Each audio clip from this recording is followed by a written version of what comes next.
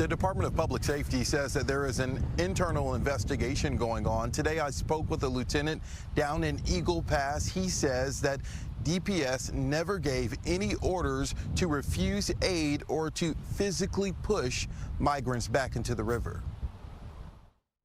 Operation Lone Star, Texas's multi-billion-dollar response to the surge at the border, is under new scrutiny. A DPS trooper released emails describing what he called inhumane orders. The allegations included that the troopers were being told to push migrants back into the river and denying migrants water. I spoke to Lieutenant Chris Olivares with DPS. Just on its face, the allegations sound troubling. What's DPS's response to the claims? That word or that statement could be misinterpreted as far as pushing back.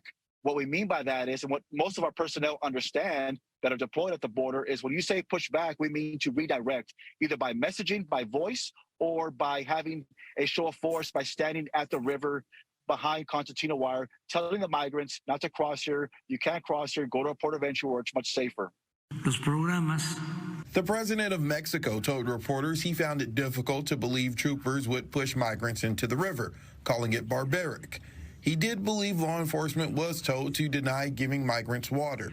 During a Senate Republican press conference Thursday about missing migrant children, Senator John Cornyn was asked about allegations, but did not give a direct response. Well, we wouldn't be having this conversation if President Biden and the Department of Homeland Security were doing its job.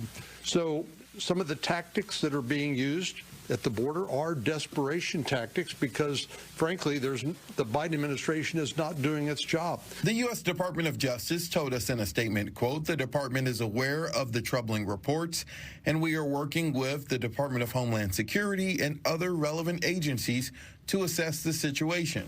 Wednesday, White House Press Secretary Karine Jean-Pierre was asked about the allegations. This is what we see over and over and over again from this Texas governor, from Governor Abbott, and it is all we're asking for, all we as a country, and what we should hold near and dear is the basic human decency, and we are just not seeing this from this governor.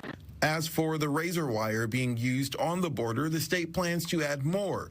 Lieutenant Olivares says anytime a migrant is stuck, they provide aid. We will cut the wire. We'll open it up and we'll get them across and provide them further medical aid. But the whole purpose is don't cross, or don't even try to attempt to cross over that wire, knowing that it is dangerous.